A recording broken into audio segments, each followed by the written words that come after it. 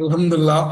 அப்ப சூரத்துல் ஃபாத்தியாவுடைய சிறப்புகள், சூரத்துல் ஃபாத்திஹா ஏன் அந்த பெயர் வந்தது, அதனுடைய கருப்பொருள் என்ன, அது தொழுகையில ஓதப்பட வேண்டியதனுடைய ஒழுங்குமுறைகள், அதே போல அவுது சொல்வதனுடைய நடைமுறைகள் என்ன, பிஸ்மி சொல்வதனால் ஏற்படக்கூடிய விளைவுகள், அல்ஹம்துலில்லாஹி ரப்பில் ஆலமீன் அப்படின்னுக்குள்ள அந்த ஆலம்னா என்ன, அல்ஹம்துனுடைய சிறப்புகள்லாம் பார்த்தோம். அதே போல ஏற்கனவே பிஸ்மில்லாஹிர் ரஹ்மானிர் ரஹீம்ல வந்தா கூட இங்க அர் ரஹ்மான் ரஹீம், அதாவது ரெண்டுமே அல்லாஹ்வுக்கு 99 பெயர்கள் இருக்கு நமக்கு தெரியும். 99 பெயர்களும் அஸ்மாவுல் ஹுஸ்னால ஒவ்வொரு பெயர்களும் ஒரு ஒரு பண்பை குறிப்பதாக இருந்தாலும் இப்போ 4-5 பண்பை சேர்த்து ஒரே ஒரே பண்புகள் அடைக்கலாம் இல்லையா? ஸோ அதுபோல ரெண்டு பண்புகள் தான் இந்த ரஹ்மான ரஹீம். ரெண்டுமே கருணையின் வடிவங்கள் தான். ஒன்று கருணை, ஒன்று கோபம் கிடையாது. ஒன்று கருணை, ஒன்று பார்ப்பவன் கிடையாது. நான் சொல்ற வித்தியாசம் புரிய நினைக்கிறேன் உங்களுக்கு.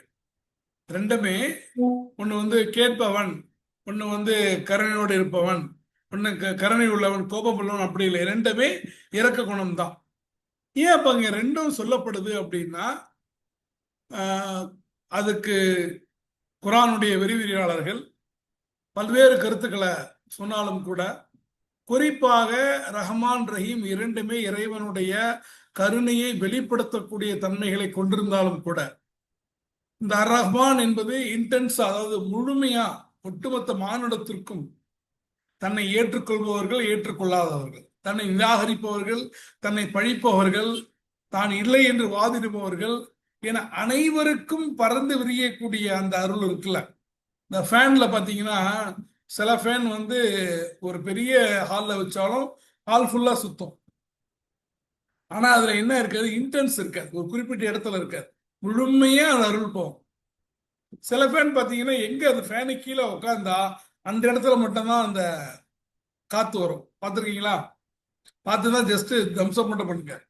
ஸோ அப்ப அந்த மாதிரி ரஹ்மானுங்கிறது ஒரு பறந்து விரிந்த ஒட்டுமொத்த மானுடத்திற்குமான இறைவனுடைய மகத்தான கருணை அப்படின்னு நம்ம எடுத்துட்டோம் அப்படின்னா, ரஹீம்ங்கிறது அடியார்களுக்காக, தன்னை ஏற்றுக்கொண்டவர்களுக்காக, இந்த உலக வாழ்க்கையில எவ்வளோ ஆசாபாசங்கள் வந்த போதும் இறை கட்டளைக்காக அனைத்தையும் புறக்கணித்து இறைவனுடைய அந்த கலாமை பற்றி பிடித்து கொண்டு சொர்க்கத்துக்காகவே தன்னுடைய வாழ்க்கையை மாற்றிக்கொண்ட அந்த மக்களுக்காக ஸ்பெசிபிக்கா, குறிப்பாக இறக்கக்கூடிய அருளுக்குத்தான் ரஹீம் என்பதாக சொல்லப்படுகிறது என்று பல முஃபஸ்ஸிரீன்களால் மிக விரிவாக விசாலமாக சொல்லப்படுகிறது.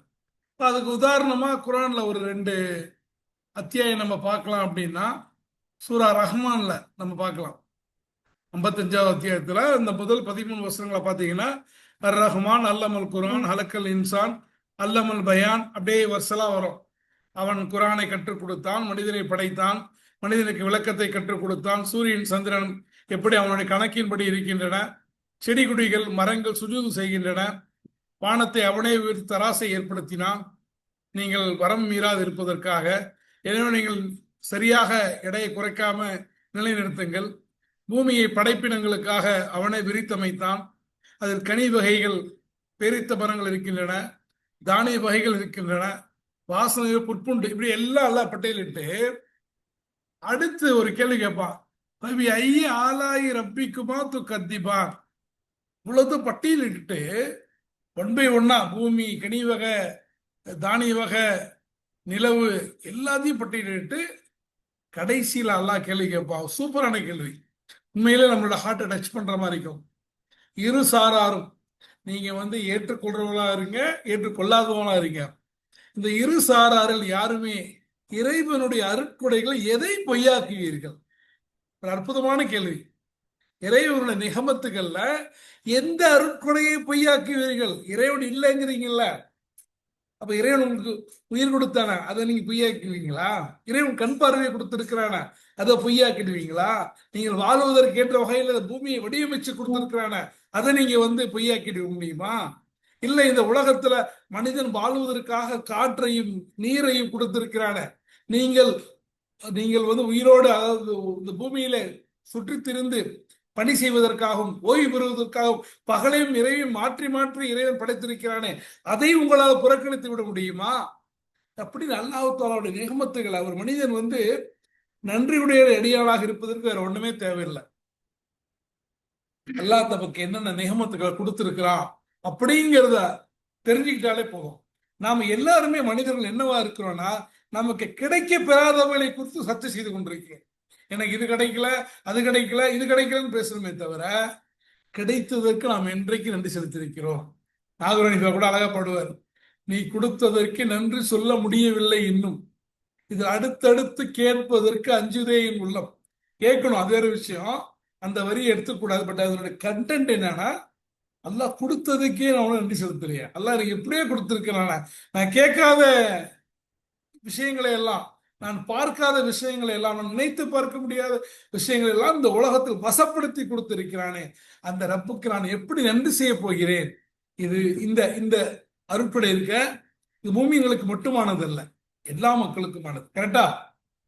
இந்துக்களுக்கும் கிறிஸ்துவர்களுக்கு, பல தெய்வ கொள்கையுடையவர்களுக்கு, நாத்திகர்களுக்கு, இஸ்லாத்தில் இருந்து கொண்ட இணையப்பு செய்பவர்களுக்கு எல்லாருக்கும் தான் நல்லா இதை கொடுக்குறான். யாருக்கும் பாரபட்சம் பார்க்கலையா? பாத்திமா பிங்கிறதுனால கூடுதலா ஒரு விஷயத்தையும், இல்ல அவங்க புவனேஸ்வரிங்கிறதுனால அவங்களுக்கு குறைவா ஒரு விஷயத்தை நல்லா கொடுக்குறானா? இல்லையே. இன்னும் சொல்ல கேட்டா, சில நேரங்களில் நமக்கு என்ன ஒரு ஆற்றாமையா இருக்குன்னா, இன்னும் நம்ம அல்லாங்கிறோம், நமக்கு பெருசா ஒன்றும் நடக்கிறது இல்லை, அந்த ஆற்றாமை இருக்கா இல்லையா? ஆனா இறைவனை நிராகரிப்பவர்களுக்கு இந்த உலகத்தினுடைய வசதிகள்லாம் கொடுக்கப்படுகிறது. அதோட சொன்னாங்க, நீங்கள் மட்டும் நிராசை அடைவீர்கள் என்று இல்லாமல் இருந்தால் அல்லாஹ் அவர்களுக்கு எல்லாத்தையுமே நான் பெஸ்டா கொடுத்திருப்பான். நீங்க ரொம்ப ஃபெட்டப் ஆயிடுவீங்க. அப்ப இந்த உலகத்துல தன்னுடைய அருட்கடைகளை கொடுப்பதில் அல்லாஹு தாலா தன்னை ஏற்றுக்கொள்பவன் ஏற்றுக்கொள்ளாதவன் என்று பாரபட்சம் பார்ப்பதில்லை. அல்லாஹ் எல்லாருக்கும் சமமாக கொடுக்கக்கூடிய ரஹ்மானாக இருந்து கொண்டிருக்கிறான். சரியா? அவன் தான் என்ன, உங்களை ரஹ்மானாக இருக்கிறான். அதே சமயத்துல மறுமையுடைய விஷயங்களை பொறுத்த வரைக்கும் அந்த விஷயத்தை நீங்கள் எதிர்பார்க்க முடியாது. மறுமையில அவன் எப்படியாக இருப்பான் என்றால் அதையும் அல்லாஹ் சூரா 33 சொல்லி காட்டுறான். சொல்லி அழைக்கும் மலாய்க்கத்தி யுஹ்ரிஜுக்கும் மினல் உலுமாத்தி இளநூர் ஒகானபில் மூமினீன ரஹீம். உங்களை இருளிலிருந்து வெளியேற்றி ஒளியின்பால் கொண்டு வருவதற்காக உங்கள் மீது அருள் புரிகிறவன் அவனை. இன்னும் அவருடைய மலக்குகளும் அவ்வாறே பிரார்த்திக்கிறார்கள். மேலும் அவர் மூமின்களிடம் மிக்க இறக்கமுடையவனாக இருக்கின்றார். அப்ப அந்த உலகத்துல இறைவனை நிராகரித்தவர்கள் இறைவனுடைய அருளை எதிர்பார்க்க முடியாது. மாறாக அவர்கள் அங்கு மாலிக், அவங்க எப்படிப்பட்ட மாலிக்குங்கிறது அங்க பார்த்துப்பாங்க. இப்ப ரஹ்மானையும் ரஹீமையும் ஒரே இடத்துல பயன்படுத்துவதன் மூலமாக இறைவனுடைய இரண்டு சிஃபத்துகளையும் நாம தெளிவா புரிஞ்சுக்கணும். அதற்கேற்றவாறு இந்த உலகத்துல நாம சரியாக நடந்து கொள்வதன் மூலமாக வறுமையில இறைவனுடைய ரிலாவை பெறணுங்கிறது தான் இறைவனுடைய நோக்கமாக இருக்க முடியும். அப்ப அதான் அர் ரஹ்மான் ரஹீம். சரியா? அடுத்து மாலிக் யௌமித்தீன், அவன்தான் நியாய தீர்ப்பு நாளின் அதிபதி. மாலிக் மாலிக் அப்படிங்கிறதுக்கு ரெண்டு விதமான அர்த்தம் இருக்கு. அரசன் அப்படின்னு எடுத்துக்கலாம், உரிமையாளன், ரெண்டுமே அல்லாஹ்வுக்கு பொருந்தும். பொதுவா ஒரு அரசன் இல்ல ஒரு மிக பெரும் தலைவர் என்ன பண்ணுவாரு அப்படின்னா, சின்ன சின்ன விஷயங்களை பார்க்க மாட்டார். மேலோட்டமாக பொதுவா ஒரு நாடு இருக்கு அப்படின்னா, ஒரு நாட்டுல கஜானாவுல எவ்வளவு வருவாய் வருது, எவ்வளவு செலவினங்கள் வருது, அந்த அளவு தான் பார்ப்பாரு. ரொம்ப டீட்டெயில்டா மிஸ்செலேனியஸ் எக்ஸ்பென்ஸ் என்னெல்லாம் என்ன பண்ண மாட்டாரு, பார்க்க மாட்டார். ஆனால் அதே சமயத்துல ஒரு ஓனர், ஒரு உரிமையாளர், அவர் சின்ன சின்ன விஷயங்களையும் பார்ப்பார். அல்லாஹ் மறுமை நாள்ல ராஜாவாகவும் மன்னனாகவும் அதிபதியாகவும் இருப்பான். அதே சமயத்துல அவன் நினைத்தால் நீங்க செய்த ஒரு அணு அளவும் நன்மையாக இருந்தாலும் சரி, ஒரு அணு அளவு தீமையாக இருந்தாலும் சரி, நிச்சயமாக உங்களுக்கு அதற்கான விளைவை நீங்க பெற்றுக்கொள்வீர்கள் அப்படின்னு அல்லாஹ் தஆலா சொல்ற அடிப்படையில அந்த விஷயத்தை நீங்க பார்ப்பீங்க. அப்ப இந்த உலகத்துல நான் ராஜா, நான் மன்னன், நான் பிரதமர், நான் அதிபதி என்று யார் வேண்டுமானாலும் சொல்லிக் கொள்ளலாம். அந்த நாளில் ஆட்சி அதிகாரம் என்பது எப்படி நம்ம ஹஜ்ஜுக்கு போகல லபைக் அல்லாஹும்ம லபைக் சொல்றோமோ, அந்த நாளுடைய ஆட்சி அதிகாரம் என்பது முழுக்க முழுக்க முழுக்க அல்லாஹ்வுக்கு மட்டுமே உரித்தானது. மாலிக்கு யௌமுங்கிறது ஒரு நாளை குறிக்கக்கூடிய விஷயம். பொதுவாக நடைமுறையில் என்ன பண்ணுவோம், சூரிய உதயத்திலிருந்து சூரிய மறைவு வரைக்கும் கூடிய நாளை குறிப்பதற்கு யௌமுங்கிற பதத்தை நம்ம பயன்படுத்தும். அப்ப மாலிக்கு யௌமித்தீன். அடுத்த எப்படி சூரத்துல் ஃபாத்தியாவை குரானுக்கான முன்னுரை என்று சொல்கிறோமோ, சூரத்துல் ஃபாத்தியாவுடைய கோர், அந்த கரு, அந்த உயிர் நாடி வசனம் எதுன்னா இதான், இய்யாக நஅபுது வ இய்யாக நஸ்தஈன். இறைவா உன்னையே வணங்குகிறோம், உன்னிடமே உதவியும் தேடுகிறோம். நான் ஏற்கனவே சொன்னதை போல இறைவன்ட்ட கமிட்மெண்ட் கொடுக்கிறோம், டெஸ்டமெண்ட். அதாவது இந்த எங்க ஸ்கூல்ல கூட இன்வெஸ்டர் செரிமனி நடக்கும். அந்த ஒரு டீம் கேப்டன் கொடுத்த பிறகு, பொறுப்புகள் கொடுத்த பிறகு அவங்க ஒரு ஓத்து எடுப்பாங்க. நான் இந்த மாதிரி நடந்து கொள்வேன், நான் இந்த பொறுப்பு கொடுக்கப்பட்டிருக்கிறேன், நான் இவ்வாறு நடந்து கொள்வேன். அதே போல நாம அல்லாஹ்விட்ட ஒரு ஒப்பந்தம் செய்யணும். இது நம்ம தொழுகை இந்த இந்த உணர்வோடு தொழுகணும்.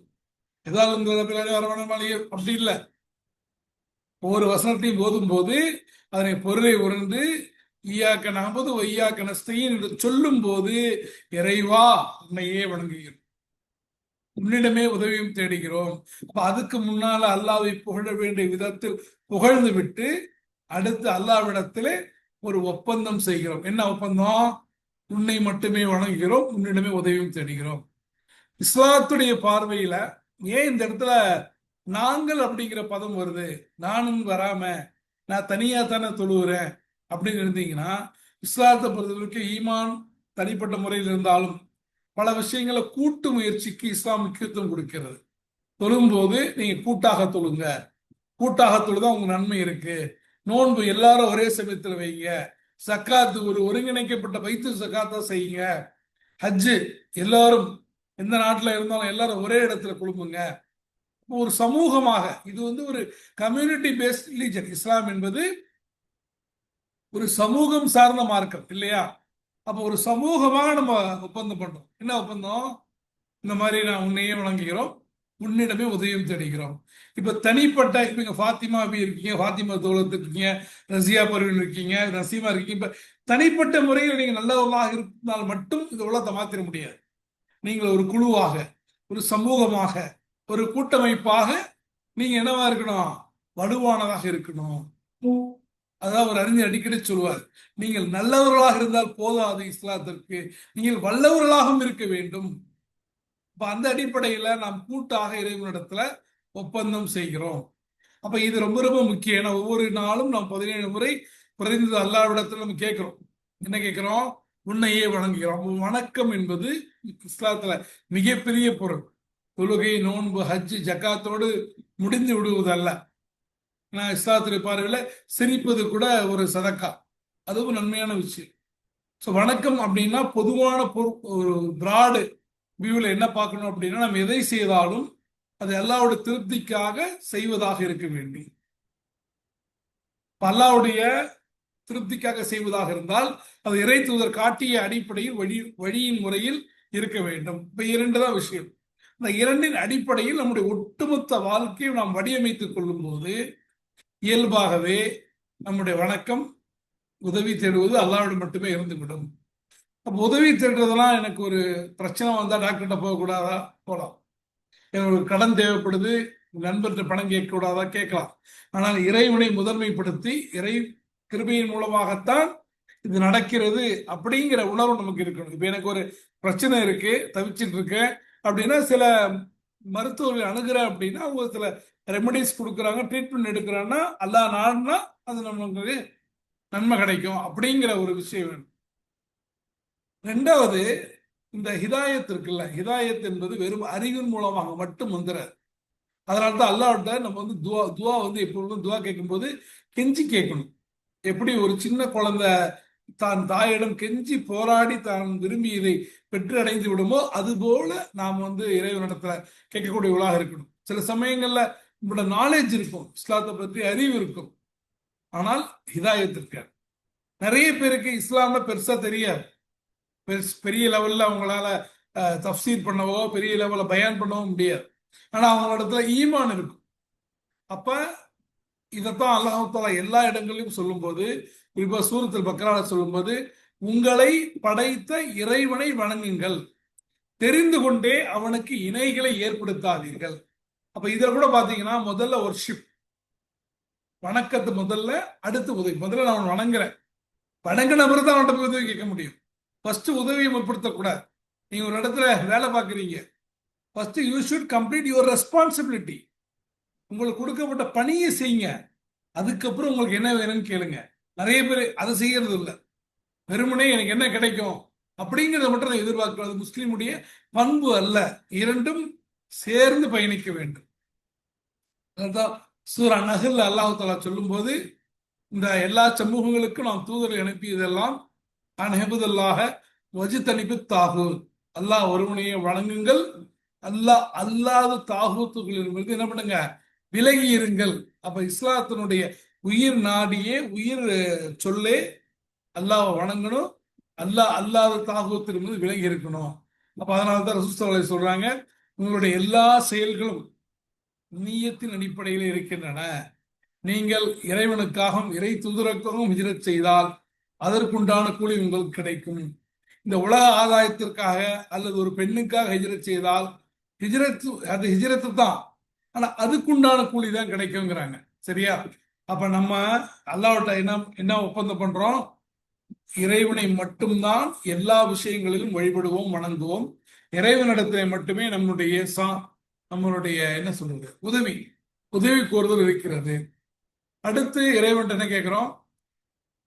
இஹ்தின ஸிராத்தல் முஸ்தகீம், எங்களை நேரான வழியில் நடத்துவாயாக. அப்ப நம்மள நேரான வழியில் நடத்தணும். இப்ப இந்த உலகத்துல சாபி கேட்கிறாரு, யாரும் சொல்லலாம், நான் இந்த உலகத்துல பின்பற்றக்கூடிய ஒரு காரியத்தை சொல்லுங்க, அதை வேற யாரையும் கேட்க கூடாதுன்னு சொன்ன போது இறை தூதர் சொல்றாங்க, ஈமான் கொள்ளுங்கள், கொண்டு விட்டு அதில் நிலைத்திருங்கள், நான் இஸ்திகாமத்தாக இருங்க. நான் நல்லா இருக்கும் போது அல்லாஹ் ஈமான் கொள்வான், தொழுவு வேணும் இருப்பேன். எனக்கு நல்லா இல்லாத போது, எனக்கு பிரச்சனைகள் சொல்லும் போது, எனக்கு செல்வம் மிதமிச்சும் போது இறைவனை மறந்துடுவேன். அப்படிலாம் இல்லாம எல்லா சூழலிலும் அல்லாஹ்வை நேசிக்கக்கூடியவர்களாக, நேரான வழியில செல்லக்கூடியவர்களாக நம்ம இருக்கணும். ஏன்னா மனிதர்கள் பலவீனமானவர்கள், நம்ம சோதனைகளுக்கும் ஆசைகளுக்கும் அடிபணிந்து சில சமயங்கள்ல நேரான வழியை விட்டு திசை திருப்பப்படுவோம். சைத்தான் நம்மளுடைய ஆதிப்பிதா ஆதம் அலைஹிஸ்ஸலாம் அவர்களையே என்ன பண்ணா, வழி கெடுத்தவன். அதனாலதான் அல்லாஹ்ட்ட அதிகமா ரசூலுல்லாஹ் துஆ கேட்டிருக்கிறாங்க. நாமெல்லாம் ஒண்ணுமே இல்லை, we are not fit to clean their shoes. இறைத்தூதருடைய காலணிகளை துடைப்பதற்கு தகுதியற்ற நாம எவ்வளவு துஆ கேட்கணும்.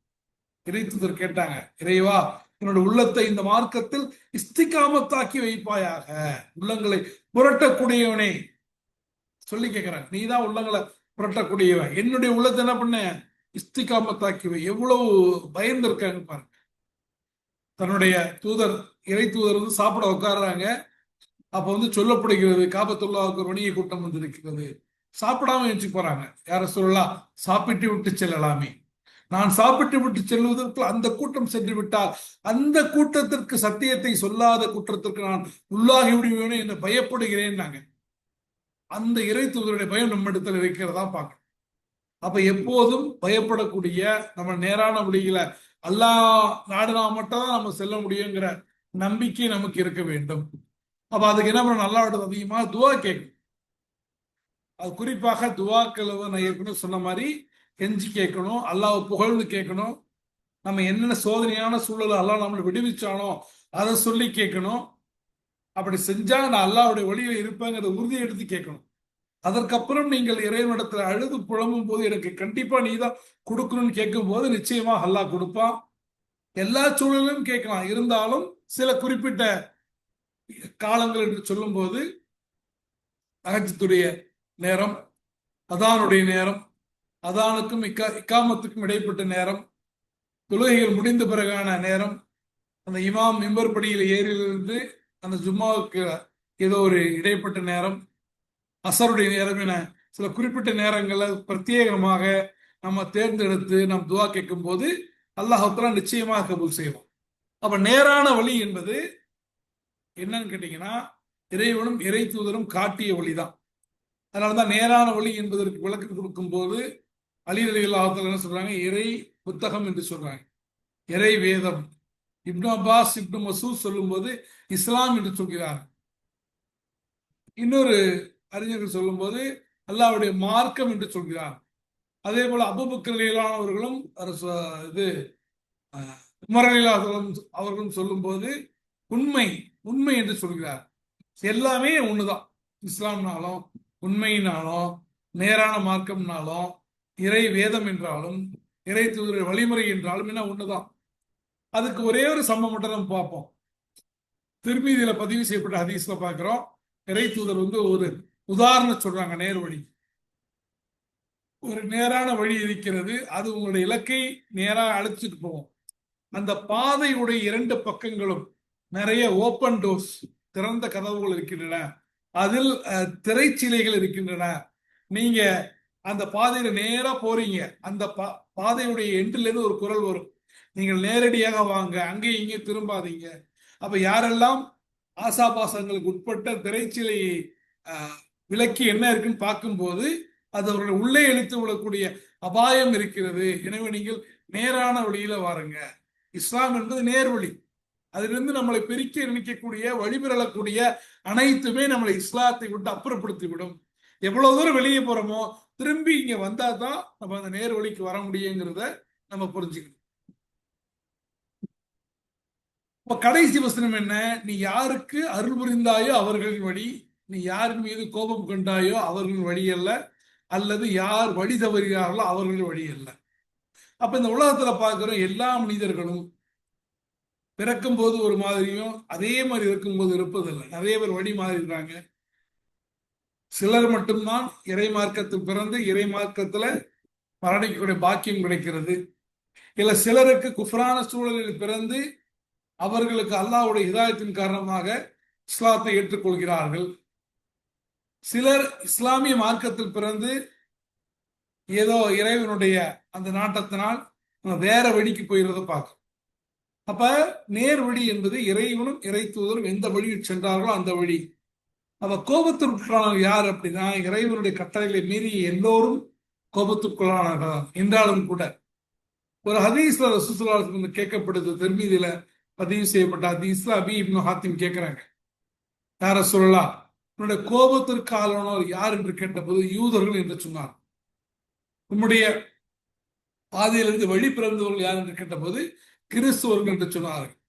இரண்டு பேருமே தவறான பாதையில் இருந்தாலும் கூட ஏன் அல்லாஹ் இங்க குறிப்பிட்டு கோபத்தை அல்லாஹ்வுடைய தூதர் சொல்றாங்க அப்படின்னா, கிறிஸ்தவர்களை விட யூதர்களுக்கு அந்த உண்மை தெள்ள தெளிவாக தெரியும். அல்லாஹ்வுடைய தூதர் சொல்றாங்க, ஒரு 100 பேர் கொண்ட ஒரு கூட்டத்துல தன்னுடைய குழந்தையை ஒருவனுக்கு எவ்வாறு அடையாளம் தெரியுமோ அந்த அளவுக்கு தெளிவாக அவர்களுக்கு இது இஸ்லாம் சத்தியமானது என்று தெரியும்.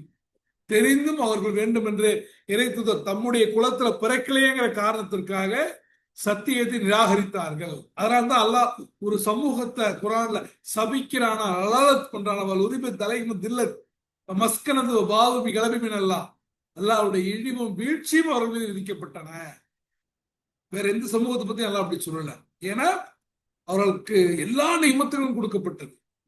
நபிமார்கள் வந்தாங்க, வானத்திலிருந்து மண்ணு சொல்வா வந்தது, மேகம் நிழல் செய்தார்கள், இந்த நிறைய மன்னர்களை அல்லாஹ் கொடுத்தான், பிறவனுடைய கொடுமையிலிருந்து பாதுகாத்தான்.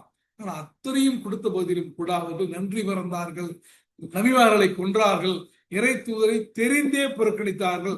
அதனால்தான் கோபம் அல்லாஹ்வுடைய கோபத்துக்கு உள்ளானவர்கள் வழி என்பதாக சொல்றாங்க.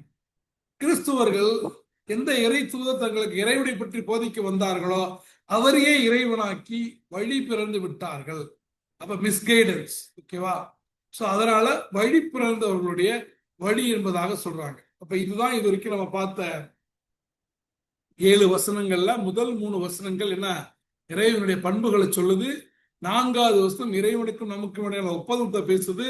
அடுத்த 3 வசனங்கள் யார் யாரு என்னென்ன பாதைக்கு போறாங்க, என்னென்ன அவங்களுடைய இலக்கு, என்னென்ன அவங்களுடைய பாதையுடைய முடிவாக இருக்கிறது என்பதை பற்றி சொல்லிட்டு கடைசியில ஆமீனோட முடிக்கிறோம். அதாவது ஒரு ஹதீஸ் இருக்கு, இந்த யூதர்கள் முஸ்லிம்களின் மீது 2 விஷயங்களுக்காக அதிகமாக பொறாமைப்பட்டார்கள். ஒன்று சலாத்துக்காகவும், 2வது இந்த ஆமீனுக்காகவும். என்னது அவர்களுக்கு கொடுக்கப்படல. இமாம் ஆமீன் சொல்லும் போது நீங்கள் ஆமீன் சொன்னீர்கள் என்றால் அது யாருடைய இமான் சார் ஆமீன் இமாமுடைய ஆமீனோடு ஒன்றிணைகிறதோ அதனோடு மலக்குகளுடைய ஆமீனும் ஒன்றிணைந்து அவர்களுடைய சிறிய பாவங்கள் மன்னிக்கப்படுகின்றன ஹதீஸ நம்ம சஹீஹ் முஸ்லிம்ல பார்க்கிறோம். இப்ப இமாமு, பின்தொடர்பவர்கள், மலக்குகள் எல்லாரும் சொல்லக்கூடிய ஆமீன் ஒன்றிணையும் போது அவருடைய பாவங்கள் மன்னிக்கப்படுறது எவ்வளவு பெரிய நிகமத்துன்னு பாருங்க. அதனால்தான் அவங்களுக்கு என்ன முஸ்லிம்கள் மீது பொறாமை. இன்றைக்கு நடந்து கொண்டிருக்கக்கூடிய பல முஸ்லிம்கள் மீது சுமத்தப்படக்கூடிய பல கொடுமைகளுக்கு பின்னாலும் கூட இந்த எப்படி எங்க குலத்துல வராம அந்த குலத்துல வந்ததனால ஏற்றுக்கொள்ள மாட்டோம் என்று யூதர்கள் இருந்தார்களோ, எங்க கோத்திரத்துல பிறக்காம வேற கோத்திரத்துல பிறந்தனால ஏத்துக்க மாட்டோம் என்று அபூஜஹல் சொன்னானோ, அதே அடிப்படையில இந்த பொறாமை கூட இவர்களுடைய முஸ்லீம் வெறுப்புக்கான ஒரு காரணமாக இருக்கலாம். ஸோ இறுதியாக பார்த்தீங்க அப்படின்னா இந்த சூரத்துல் ஃபாத்தியா நமக்கு உணர்த்த விரும்பக்கூடிய முக்கியமான விஷயம் என்னன்னா, இறைவனுடைய தன்மைகள், இறைவன் எவ்வாறு ஒட்டுமொத்த உலகத்தையும் அதே சமயத்தில் மறுமையில முஸ்லீம்களையும் கருணை காட்டக்கூடியவனாக இருக்கிறான். அப்ப அந்த இறைவன் மறுமை நாளுடைய அதிபதியாக இருக்கிறான். இறுதியாக அவனிடத்துல ஒப்பந்தம் செய்கிறோம். ஒப்பந்தம் செய்ததின் விளைவாக அவனிடத்தில் துவா கேட்க, விரைவா எங்களுக்கு நேரான வழியை காண்பிப்பாயாக. அந்த வழியாகத்தான் ஒட்டுமொத்த குரான் அல்லாஹ் நம்ம கொடுத்திருக்கோம். அந்த குரானை பின்பற்றினாலே நாம நேரான வழிக்கு போவோம்.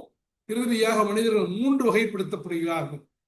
ஒன்று இறைவனுடைய திருப்தியை பெற்றவர்கள், 2வது இறைவனுடைய கோபத்தை பெற்றவர்கள், 3வது இறை பாதையிலிருந்து வழி பிறந்து சென்றவர்கள்.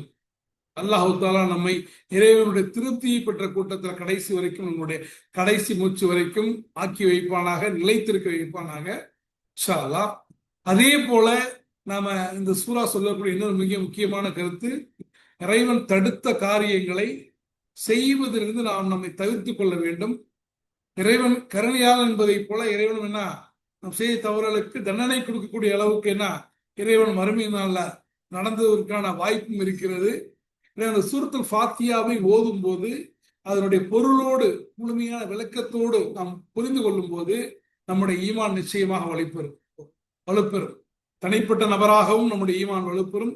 இந்த சூரத்துல் ஃபாத்தியா முழுமையாக சமூகத்துக்கு அதனுடைய உண்மையான விளக்கங்கள் பூரணமாக பாய்ச்சப்படும் போது சமூகமும் என்ன பண்ணும், சமூகத்துடைய ஈமானும் புத்தாக்கம் பெறும்.